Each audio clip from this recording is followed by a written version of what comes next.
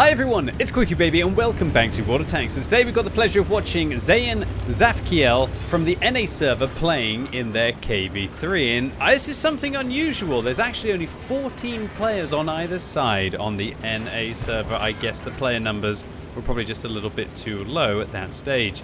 So, Zayn Zafkiel is going to be playing in their KV-3. This is a brute of a tier 7 heavy tank when it's in a nice matchup. You don't get many better matchups than this, unless of course you've got the pleasure of playing against some tier 5 tanks on the enemy team. The KV-3 back in the day used to be a tier 6 heavy tank. When Wargaming moved it up to tier 7, it definitely suffered for a while. It didn't do nearly as well at tier 7 as it used to do at tier 6. However, then eventually Wargaming gave this thing quite a substantial amount of love, including changing the turret massively, and now it's just not a bad heavy tank at all. Whenever I play this vehicle, I usually just try and focus on increasing the vehicle's very impressive firepower with 1,900 base damage per minute with a gun rammer, slap on some vents as well, and then probably your choice of either using a durability to be able to give this thing a meaty amount of hit points, or using a turbo to actually make it reasonably quick, or putting on something that'll be able to improve the gun handling. It looks like Zayn is definitely not improving the hit points of this vehicle, as they do have the base of 1,400.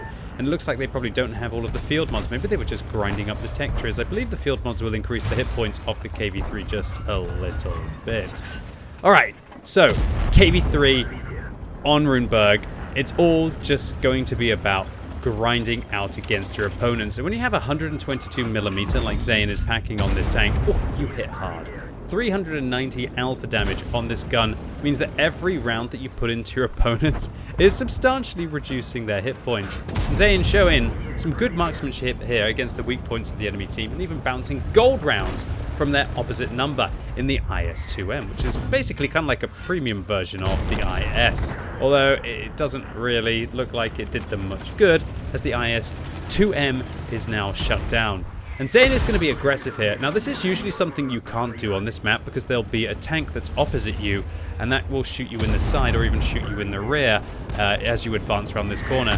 However, Zayn is making good use of the fact that there are only 14 players in this game, and also the fact that the enemy team are pushing very much down the mid and also down towards the east to be able to go and get an extra harassing shot into the Porlag tank. And when your team, like Zayn's is down by 4 tanks and 3,000 hit points, even though you've done 1,700 damage in the first 3 minutes of the game in your tier 7 tank, you know you're going to have your work cut out for you. So Zayn is going to support a Jackson here on their left against an Easy 8 that definitely regrets coming around the corner that aggressively. And now turning their attention to the Tiger P. Now the Tiger P does have very good damage per minute these days, much better than what it used to be. And with 200mm of penetration, it's definitely going to challenge the KV-3's armor. There we go, a standard round going right through. Zayn presses their F7 key to be able to call in some help, I guess, from the Jackson that's sitting behind them, or even the Super Hellcat who's sitting around the corner.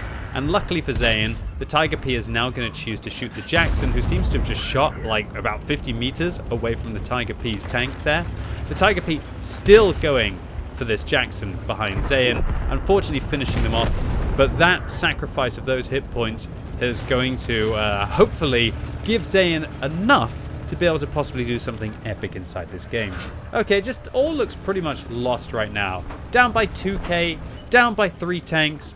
This is starting to look ugly, considering that there are still 8 vehicles alive on the enemy team. Look, 2 of them are self-propelled guns. Okay, so a T-34-85M is going to come around the corner. Now Zayn only has 2 tanks left on their team, a Super Hellcat and a T-150. But pretty much removing half the hit points of the T-34-85M. They're going to have to do that a lot more in this game if they want to be able to get back into this one. The MX-1375 is going to lock in shell against Zayn, but also try and focus down the Super Hellcat there.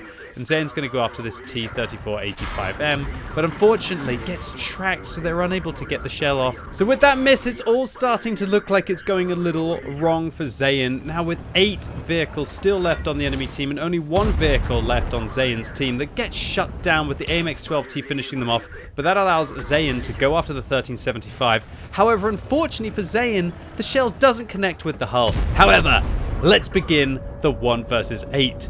Immediately killing the T-34-85M. Now Zayn has 7 vehicles to contend with. bouncing a shell from the FV-304, which isn't famous for a large amount of alpha damage, unless it penetrates.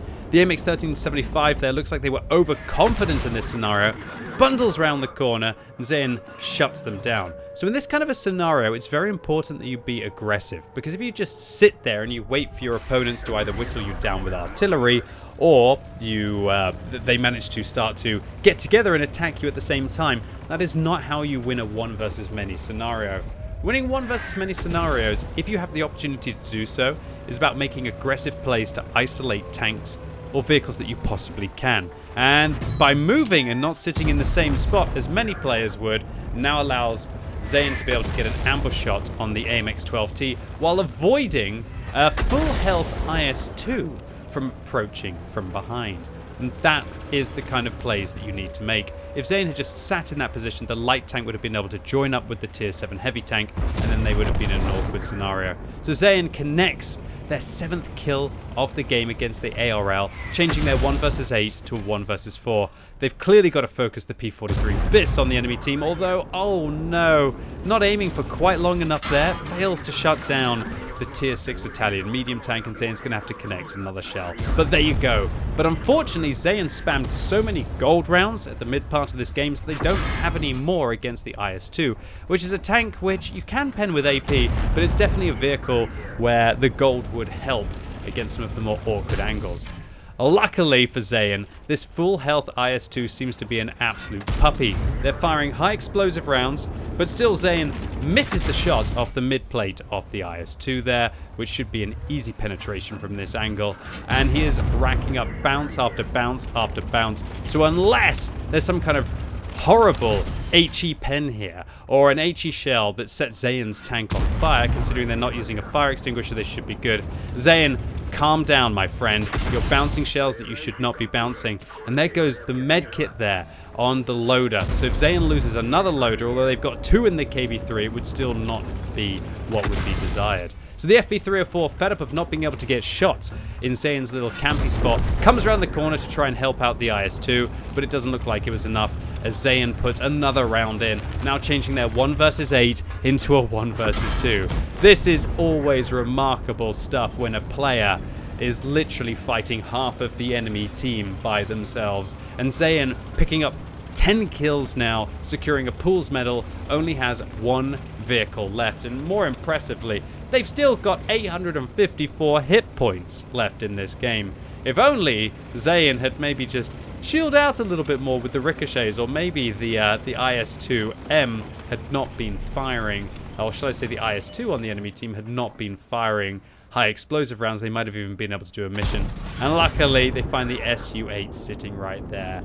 Boy, what a carry that was. I love this game for many reasons. Firstly, it's a KV-3. This isn't a premium tank, another premium tank, getting another Kolobanos medal. This is far from amazing tier 7 heavy tank, standing alone against not just 5, but 8 vehicles on the enemy team. When you consider there are only 14 players on the enemy team, the fact that Zayn was able to vanquish 11 of them makes it even more impressive. This is one of the scenarios that we all dream of getting. However, more often than not, we managed to mess it up, unlike Zayn in this game. They made it look so easy, and while I'm not claiming that their opponents were like esports players, Zayn showed target focus and, more importantly, aggression in the right scenario when outnumbered to be able to get through this one, taking down probably a better 1 versus many than most of us would achieve. So this was an ace tanker for Zayn here for 2,312 base experience. That's pretty much double what you would need in a KV-3 to get an ace. 6,700 damage, also nets them a high caliber, which was more than the whole